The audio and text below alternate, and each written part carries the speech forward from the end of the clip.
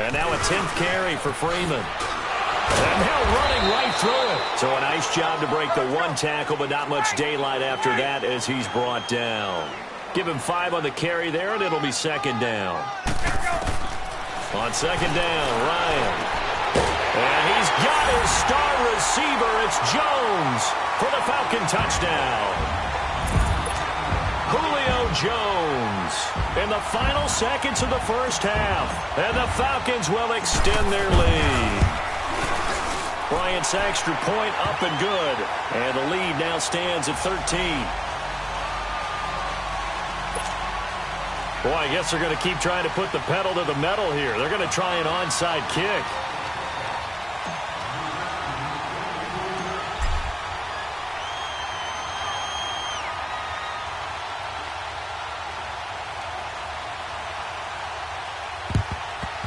And the Seahawks, looks like they've recovered. They have. A second quarter onside kick there that failed. Is that something that maybe they had dialed up before this game started? It feels like it, doesn't it? That they thought they had the right situation, and the right approach in going after it.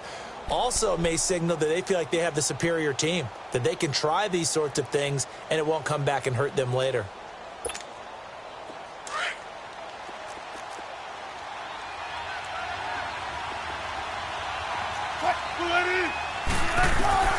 Final play of the half. It's Wilson.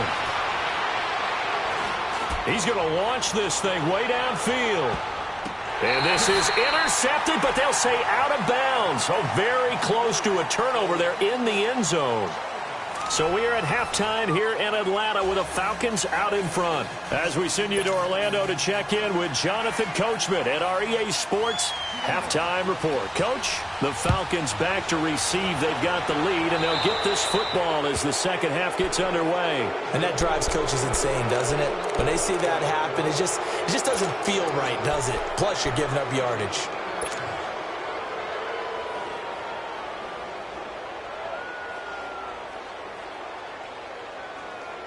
Ryan will bring the Falcons up now, 1st and 10 at the 40.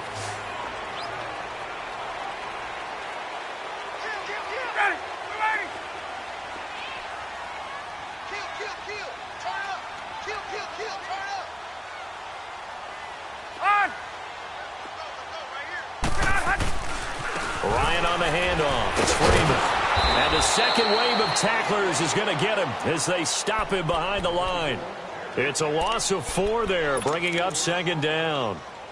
He's had a big game tonight, and while no one's going to be overly concerned about that last play, you also know that the offense coordinator does not want to see that happen again. They want to get back to doing what they've been doing all game long.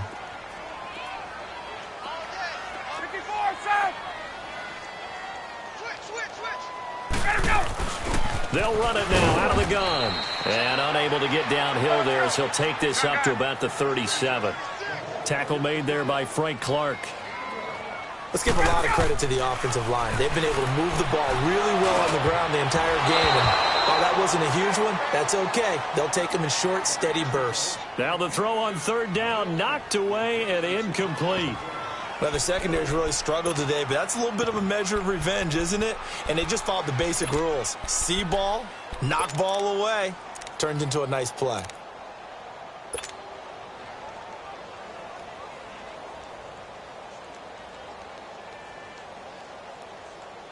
Looks like the offense is going to take another shot here. They're going on 4th and 13.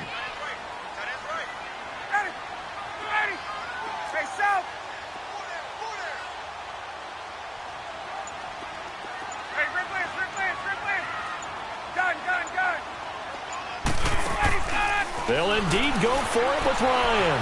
Looking deep for Julio. That's caught at the 25. 4th down conversion plays, you usually think 1, 2, 3 yards, maybe 10. Not there. What a huge pickup as the Sticks make a drastic shift forward. So from Seahawk territory now, it's 1st and 10 at the 25-yard line.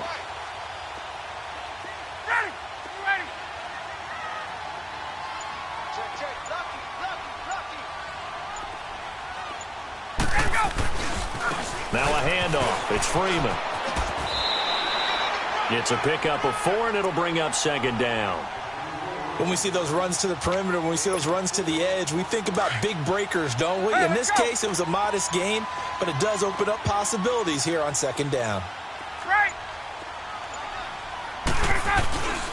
On second down, Freeman. Freeman a first down and more. And finally taken down at the 4-yard line. That one good for 17 yards, and now they've got it first and goal. Boy, he does it at a high level, doesn't he? Because when I watch him, I think of his vision. Straight ahead, peripheral, also has that sense of where holes are going to be before they actually open. I think that helps set him apart from many of the other backs in the league. So that'll back him up 5. The delay of game, a costly one, as they're backed up 5 for first and goal.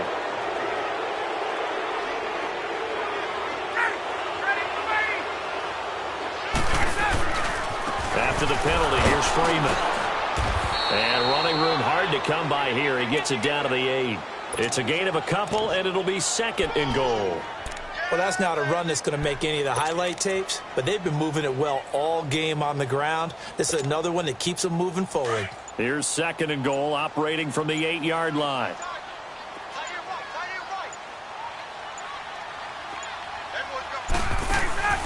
He'll get it up the middle. And he is into the end zone for a Falcon touchdown. Devontae Freeman, his second touchdown of the night, and the Falcons will add on to their lead. Dan Quinn's told his offense, let's try and get 2 more.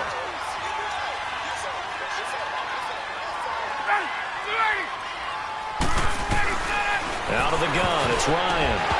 And it's incomplete. And this one incomplete. So they went for the 2, they don't get it.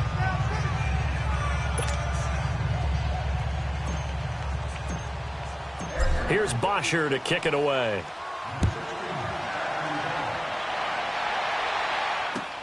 Fielded about a yard deep. And this return net's positive as he gets past the 25 and up to the 27-yard line. Now we'll see what this Seahawks offense has in store with their first possession of the second half. They're down in this game. A chance for the offense, though, to put something on the board, get some momentum here in half 2. Try and get things kick-started for them. And you know at the half, they discussed how they were going to get that done. This is where scripting comes into play a lot of the time. How many plays do you script coming out of the second? Most of the time in the first half, you're scripting 12 to 16. I think in the second half, you're really scripting more like 8 to 10. Kind of a starter or an opener, whatever terminology they use. Just something to get you off to a quick start. Now Wilson. Nowhere to escape, and he goes down.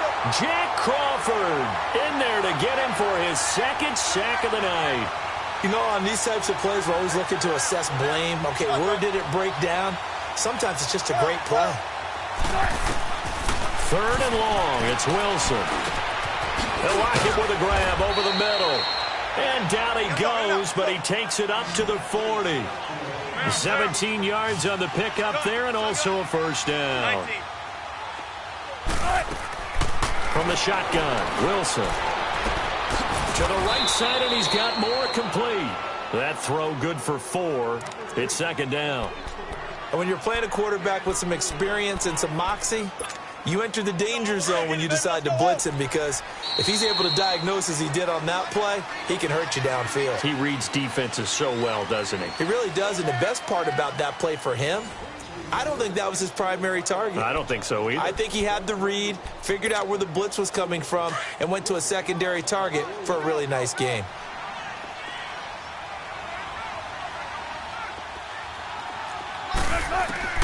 On second down, here's Wilson. This complete to Lockett. And he'll be brought down just shy of midfield at the 49-yard line. That catch good for 5. It's third down. You got the big lead defensively. Willing to give them that underneath stuff, right? And this is why you work on your tackling. Tackle them after the catch. That's caught inside the 20. And he takes this thing way down into Atlanta territory. They're able to convert on third down, and that sets up a first and goal. I don't care how many times we see it. I still get a kick out of watching quarterbacks and receivers do the pass tree in pregame warm-up. But I always remember that when we go to practices, We see that after practices as well. They really tune it up, don't they? They tune it up. They know why they do it for these situations. First down. And they build that trust, and that's why they're able to find him in this type of a situation. Here's Wilson. His throw incomplete. The safety, Keanu Neal, there to knock that one free. Brandon, some of those windows to throw the football that exist when you're between the 20s, they don't exist when you're this close to the goal line. But as a former DB, I liked it closer to the goal line. Tighter windows made it easier to cover people, actually. In search of 8 yards on third down. They've already converted 2 of these on this drive, 2 for 2. That's going to be caught at the 10-yard line. And he is in for the Seattle touchdown, as his guys are in for 6. And the Seahawks are able to close the gap just a bit. And on that one, able to catch it, also able to have the wherewithal to take it in for the score. And how about the phases of a successful catch and a completion of a play? Look the ball in, secure the catch, and then, of course, the run after the catch that ends up in the end zone. Janikowski adds the extra point, and that will get him one closer.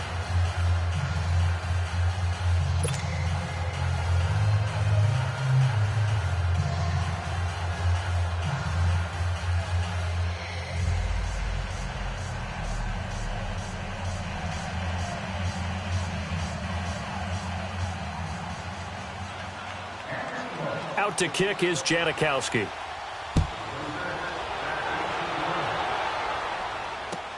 This fielded a few yards into the end zone. And he'll take this one near the 20.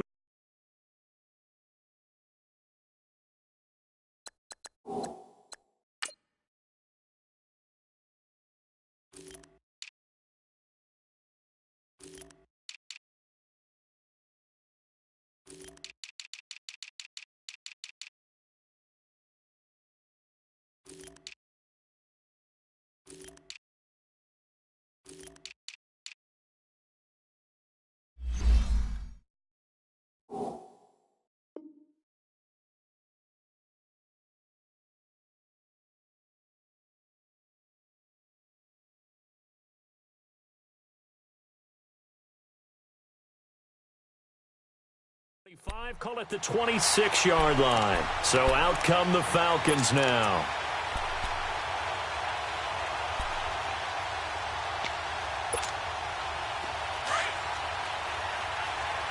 Ryan and the Falcons now come up 1st and 10 at their own 26. Hey, express!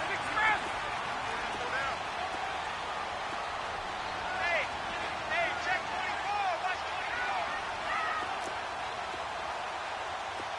Hey, rip lance.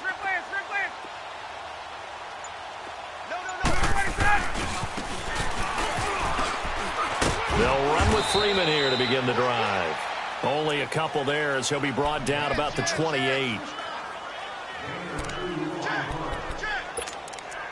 Offensively with the lead, you want to run the ball, keep the clock going, but you also want to still kind of be in attack mode too, right? So how do you do that and not come back on your heels? Yeah, think about all the practices we've watched where they have that tempo period to go over things just like this, where they describe the scenario, tell you what they're looking for, and make sure that they're still attacking, yet at the same time not going so fast as to leave too much time on the clock. The Falcons on third down, just 1 for 3 thus far. This is 3rd and 10. Another carry for the workhorse tonight, Freeman. And he'll fight forward to about the 27-yard line. And now defensively they're going to burn their first time out. Remember, they get an extra time built in coming up here shortly at the 2-minute warning.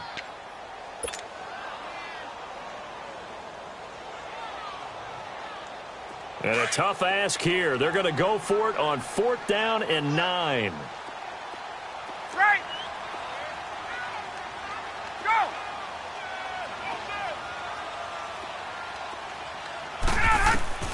The Falcons will go for it. It's Ryan. It's caught. Jones. And he'll have it past midfield almost to the 40 before being